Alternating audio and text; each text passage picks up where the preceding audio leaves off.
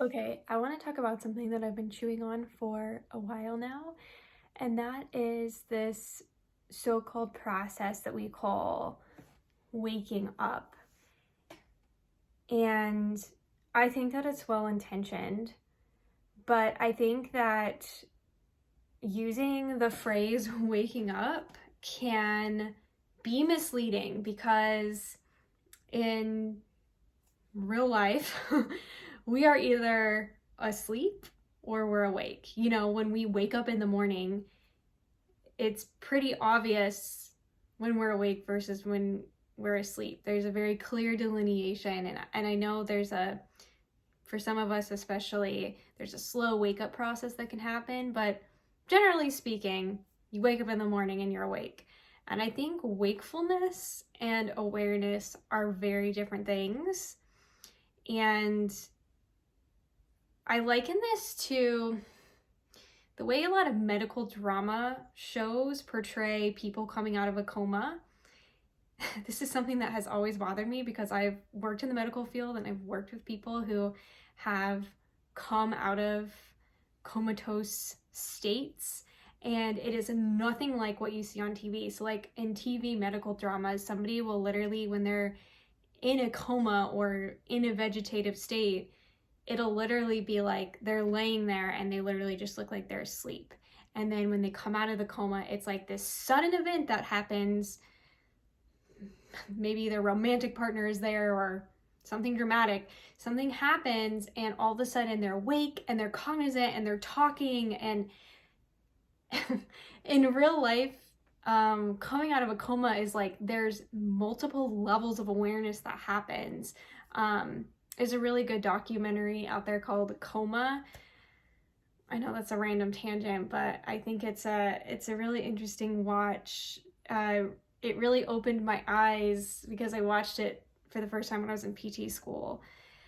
But it really just shows how, you know, after you've had a traumatic brain injury or for whatever reason that you're in a coma, it's a very gradual process to coming out of that state.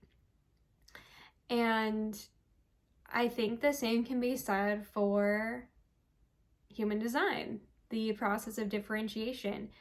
There is not a sudden event where we are suddenly snapped into awareness. It's a very slow and gradual cellular integration process.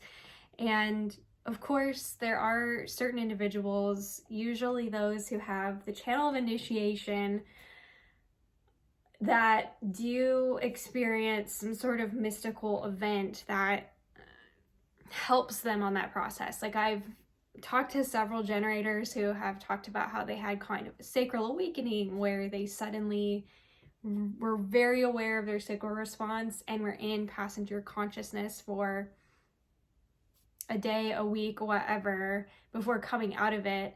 And now that they're on their journey, they experience like glimpses of it and they kind of come in and out of it. So that does happen, but I think that in general, we have this expectation that we are just going to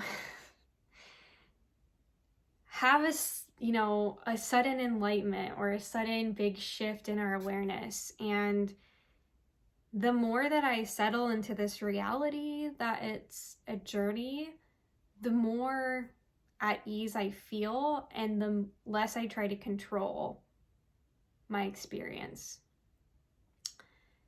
And the more I realize that my mind will always try to come up with a destination.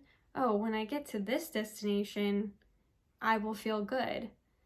But the irony is that no matter what the destination is, the mind doesn't relax.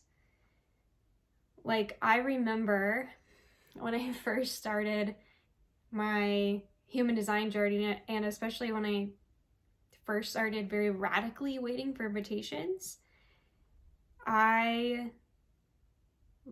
would think about what it would be like to literally just get paid to be myself.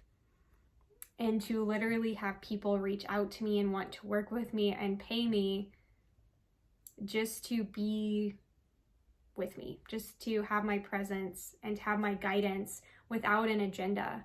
And I thought about how amazing that would be. And I can tell you that I've had clients like that recently, but that doesn't mean my mind is relaxed. My undefined ego is still trying to prove that I'm even worth that experience, that I can even have clients who do that and who want to just be with me. So I just wanted to offer that, because as well-intentioned sometimes as we are with our words, I think that they can also often lead us to have expectations about our journey, or to put an immense amount of pressure on ourselves that we don't necessarily need.